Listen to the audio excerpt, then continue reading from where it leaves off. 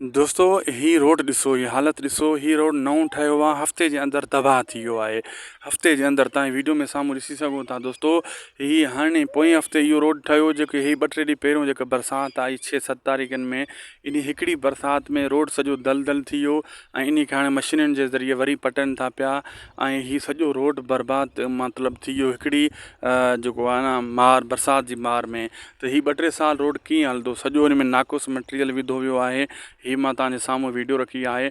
नओं रोड हिकिड़ी बरसाति में हफ़्ते जे अंदरि ख़तमु थी वियो, एॾो त हिन में करप्शन कई वई आहे। ही संगरार रोड रोड़ी तालको रोड़ी ज़िलो सखर, ही इन इलाइक़े में रोड ठहियो आहे। ऐं हक़ीक़त पुछो, हिन राति इन जेको ही पटे आहिनि, इन जेको आहे न खॾे में हाणे केतिरियूं गाॾियूं किरियूं आहिनि, विच रोड जो मशीन सां पटे आहिनि। अचानक जेका माण्हू राति जो देरि मदेर आया उहे सिधो इन में वञी किरिया, अलाए केतिरा एक्सीडेंट थिया।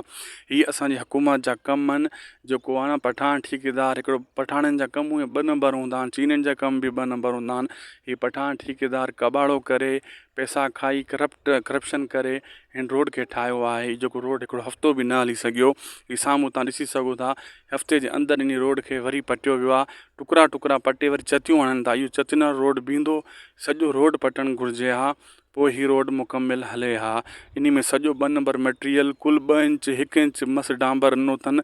ही वॾो सुठो रोड आहे, हिन ते एॾी ट्रैफ़िक, हद खां वधीक ट्रैफ़िक आहे हिते हिन रोड ते, पर इहो रोड कामयाबु न थी सघियो। तव्हां ही वीडियो में तव्हांखे मां सॼो क्लिप ॾेखारियां थो, तव्हां ॾिसो था पिया।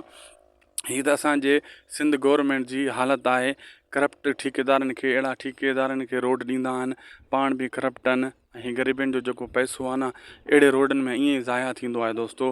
ही ग़रीबनि जो हक़ जेको आहे न, हिते रोडनि में 2-2 3-3 जॻह हिकिड़े रोड खे ठाहिनि था पिया, वरी उन खे हफ़्ते जे अंदरि पटनि था। हिकिड़ी बरसाति आई आहे, हिकिड़े हफ़्ते जे अंदरि ही रोड ठहियो आहे ऐं वरी तबाह थी वियो आहे। इन वीडियो खे अॻिते ज़रूरु शेयर कजो। मिलंदासीं नेक्स्ट वीडियो में। शाहिद खोस व्लॉग यूट्यूब चैनल खे बि ज़रूरु सब्सक्राइब कंदा, पेज खे बि फॉलो कंदा।